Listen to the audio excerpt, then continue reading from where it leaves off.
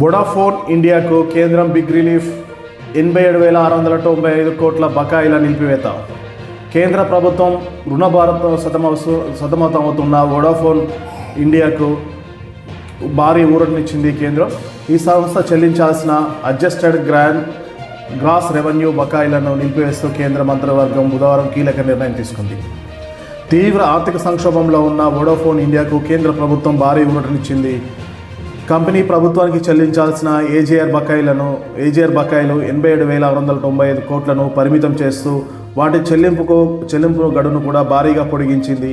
ఈ మేరకు ప్రధాని నరేంద్ర మోడీ ఆధ్వర్యంలోని కేంద్ర మంత్రివర్గం ఆమోదముద్ర వేసింది. నిలిపివేసిన 87,695 కోట్ల బకాయిలను కంపెనీ ఇప్పుడే వెంటనే చెల్లించాల్సిన అవసరం లేదు. వీటిని 2032 ఆర్థిక సంవత్సరం నుండి 2041 వరకు అంటే 10 సంవత్సరాల కాలంలో వాయిదాల పద్ధతిలో చెల్లించే వెసులుబాటు కేంద్రం వొడాఫోన్ ఆఫ్ ఇండియాకు కల్పించింది. సుమారు 18,000 కోట్ల విలువైన తక్షణ చెల్లింపులపై 5 ఏళ్ల పాటు మారటోరియం విధించారు.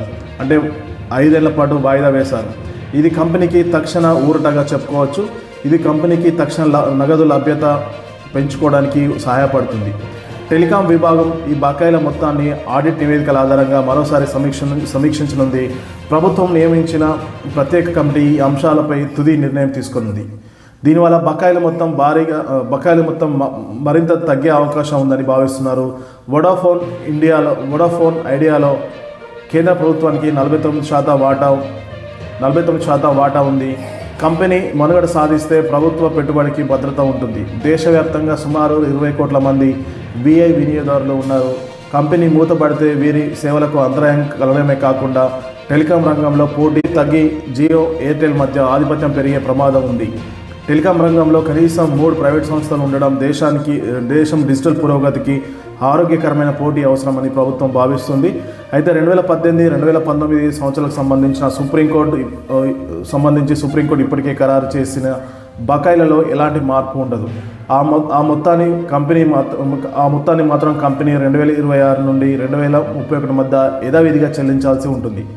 కేంద్ర ప్రభుత్వం తాజా నిర్ణయంతో వొడాఫోన్ ఐడియాకి ఊపిరి పీల్చుకునే అవకాశం లభించింది. ఈ ఉపశమనంతో సంస్థ కొత్త పెట్టుబడులను ఆకర్షించేందుకు 5G సేవలను విస్తరించేందుకు మార్గం సుగమం కానుంది.